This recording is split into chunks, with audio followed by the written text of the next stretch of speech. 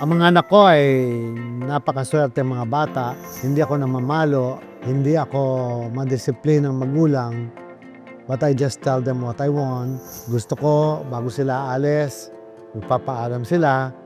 Kahit natutulog ako, umalik man lang sila sa pisngi, mararamdaman mo na yon. Kahit sa gabi, pagka ginabi sila, umalik man lang sila o magpaalam, that matters a lot para siya sa magulang.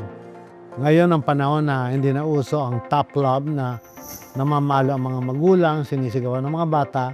Ngayon kailangan you should learn how to control yourself, control your emotion.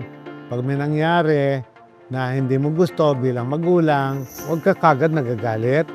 Dapat magantay ka ng tamang panahon, tamang oras, pag pareho na kayong sober. Kasi alam din naman ng mga bata, pagka mali sila, magantay ka ng tamang panahon, over merienda or over drinking coffee, ay pwede niyong pag-usapan na, ito anak ha. Kumbaga, sasabihin mo lang sa kanila yung kung ano ang mabuti para sa kanila.